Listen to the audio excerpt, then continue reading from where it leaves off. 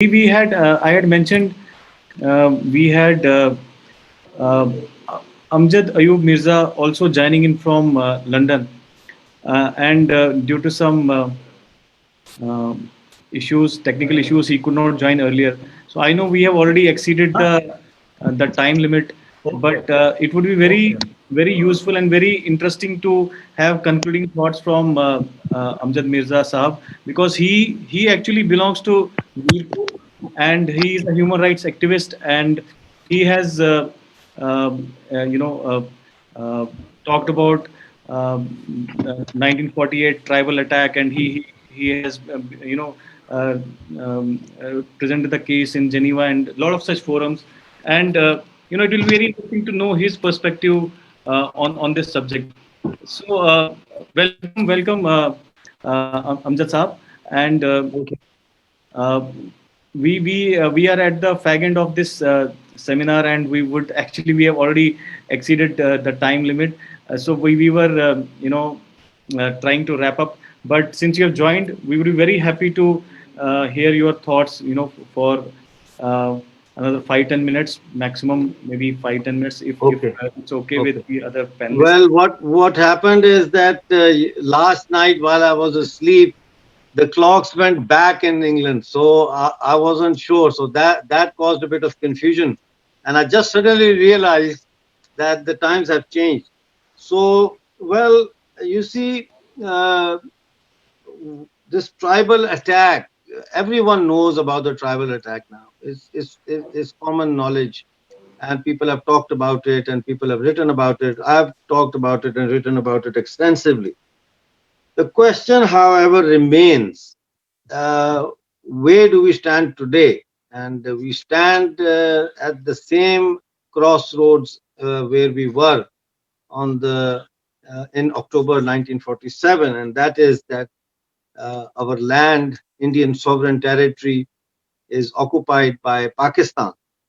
And United Nations has the first resolution that was passed by the United Nations Security Council demands that Pakistan withdraw its troops. That is the precondition for any other step that has to be taken in this regard. And Pakistan obviously has not abide with that resolution. But Pakistan has very cleverly manipulated the narratives. Pakistan has very cleverly used its Islamic world connections to demonize India as an occupier, which is totally opposite. In fact, it is the totally opposite of actuality. Now, my main concern is, where do we go from here in the 21st century when Tisri PD is now young, and what is the solution? What do we do now? There are three aspects to this.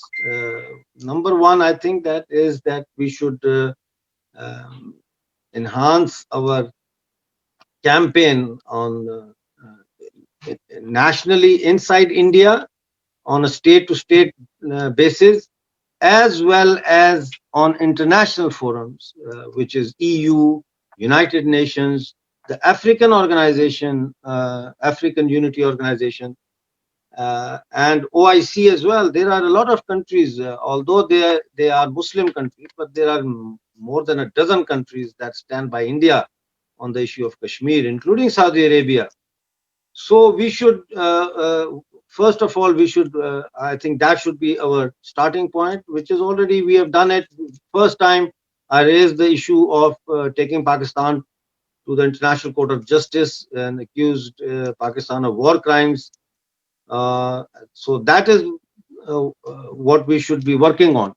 The other second bit is economic sanctions. I think Pakistan, we should not shy away um, from having economic sanctions from Indian side to Pakistan, and all trade and everything should be just cut off from Pakistan. And also we should start a campaign for other countries as well, that they should also start sanctioning, making economic sanctions on Pakistan. We know that the Financial Action Task Force has refused to take Pakistan out of the grey list, and वो बाल बचे हैं black list में जाने से, और वो खुश हो रहे हैं. They are celebrating that they are still in the grey list. Instead of mourning that they are still in the grey list, they should have been moved to the white list. They are celebrating the fact that, oh bhai, we are still in the grey list, don't worry about it. So that is the second bit. And the third bit is military solution. You know, military solution is a legal solution. According to the United Nations conventions, if a country has been forcefully occupied, if a population has been forcefully occupied, and they take up arms against their occupier, in the eyes of United Nations, that is called the war of national liberation. That is not called some kind of terrorism. So we should look into those aspects as well. You know, we cannot just sit with bangles on our hand and just sit there and just keep on shouting Pakistan is an occupier. We should make a comprehensive strategy of liberating our people, of liberating our land, our territory. And for that, I think that preemptive strikes on Pakistan occupied Jammu Kashmir and Gilgit-Baltistan should be on the table. For instance, let me give you this example that, you know, China is now using Pakistan to encircle India economically and also militarily. Like they try to use Nepal, they are using Bhutan, Myanmar, Pakistan, you know, all these countries, they are trying to territorially encircle us and economically as well. So what is happening is in Sikardu, they are developing this Chinese military base. Now, why a Chinese military base is being developed on an occupied territory that in fact belongs to India?